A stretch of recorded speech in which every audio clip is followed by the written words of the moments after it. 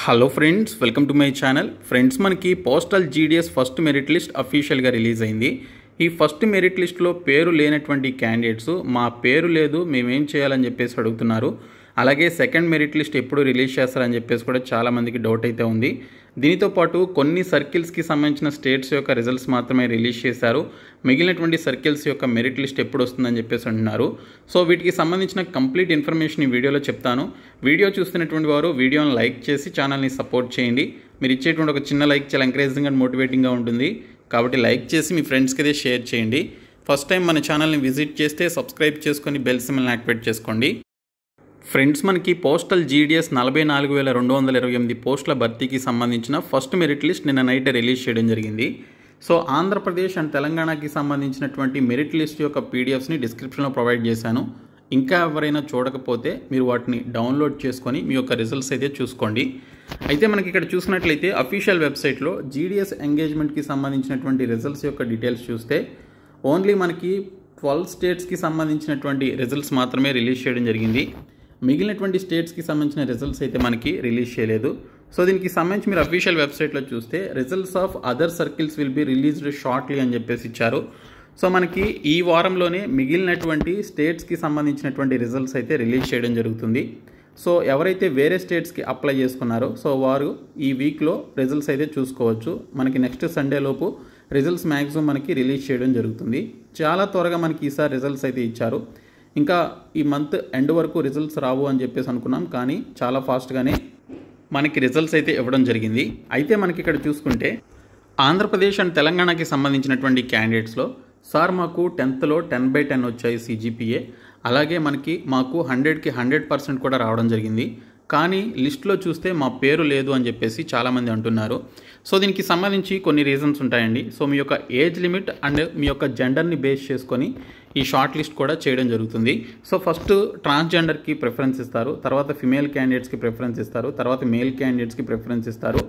అది కూడా కేటగిరీ వైజ్గా చూస్తూ ఫస్ట్ ఫిమేల్ క్యాండిడేట్స్కి ప్రిఫరెన్స్ ఇస్తూ ఆ తర్వాత మేల్ క్యాండిడేట్స్కి ప్రిఫరెన్స్ అయితే ఇవ్వడం జరుగుతుంది. సో ఇఫ్ ఇన్ కేసు మీరు ఒక పర్టికులర్ డివిజన్లో ఒక లొకేషన్కి అప్లై చేసుకుంటే అదే లొకేషన్లో సేమ్ కేటగిరీకి సంబంధించినటువంటి క్యాండిడేట్స్లో మీకంటే కొంచెం ఎక్కువ ఏజ్ లిమిట్ ఉన్నటువంటి క్యాండిడేట్స్కి కొంచెం మార్క్స్ మీ ఇద్దరికి సేమ్ వచ్చినా కూడా మీకంటే ఎక్కువ ఏజ్ లిమిట్ ఉన్నటువంటి క్యాండిడేట్స్ కనుక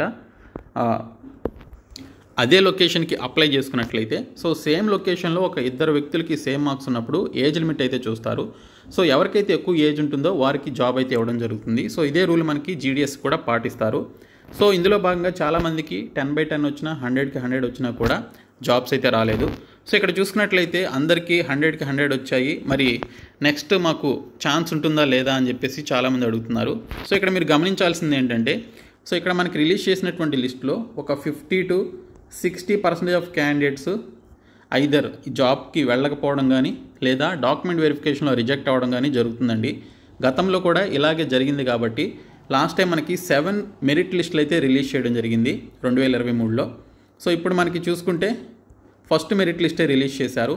సో సెకండ్ మెరిట్ లిస్ట్ వచ్చేసి మనకి ఈ మంత్ అయిపోయిన తర్వాత నెక్స్ట్ మంత్ 3rd వరకు ఫస్ట్ మెరిట్ లిస్ట్కి సంబంధించినటువంటి పర్టికులర్ డాక్యుమెంట్ వెరిఫికేషన్కి సంబంధించిన డేట్ ఇచ్చారు. కాబట్టి ఆ డేట్ అయిపోయిన వెంటనే అంటే September 10th లోపు మనకి సెకండ్ మెరిట్ లిస్ట్ అయితే రావడం జరుగుతుందండి. September 10th లోపు మనకు ఖచ్చితంగా సెకండ్ మెరిట్ లిస్ట్ అయితే ఇస్తారు.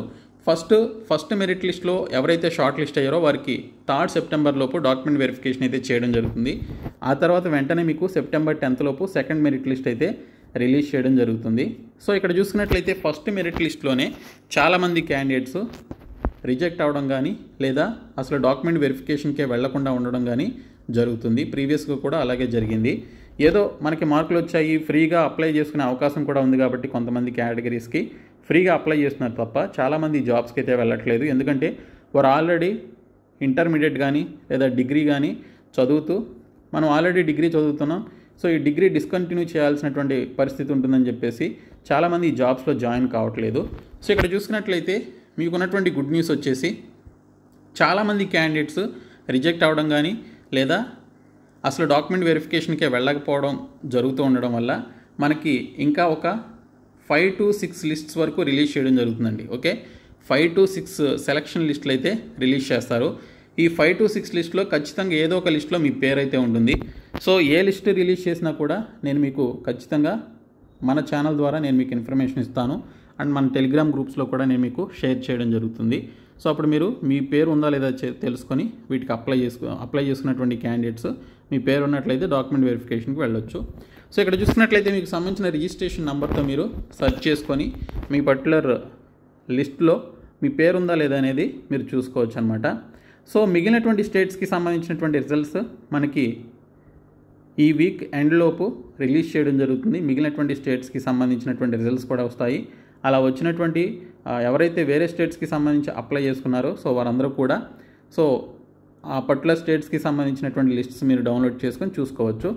కాబట్టి ఇక్కడ ఈ లిస్ట్లో మీ పేరు లేదని, మీకు మంచి మార్కులు వచ్చినా కూడా మీ పేరు లేదు అని చెప్పేసి మీరైతే వరీ అవ్వాల్సిన అవసరం లేదు. సో సేమ్ మార్క్స్ వచ్చినప్పుడు ఏజ్ లిమిట్ చూస్తారు, కేటగిరీస్ చూస్తారు, జెండర్ కూడా చూస్తారు. కాబట్టి సో అక్కడ మీరు మిస్ అవ్వచ్చు అనమాట. సో కాబట్టి మనకి second list, third list, fourth, fifth, sixth లిస్టులు ఈ విధంగా చాలా లిస్ట్స్ అయితే రిలీజ్ చేయడం జరుగుతుంది. సో అవి వచ్చినప్పుడు మీరు ఖచ్చితంగా ఏదో ఒక లిస్ట్లో మీ పేరు ఉండే అవకాశం అయితే మ్యాక్సిమం ఉంటుంది.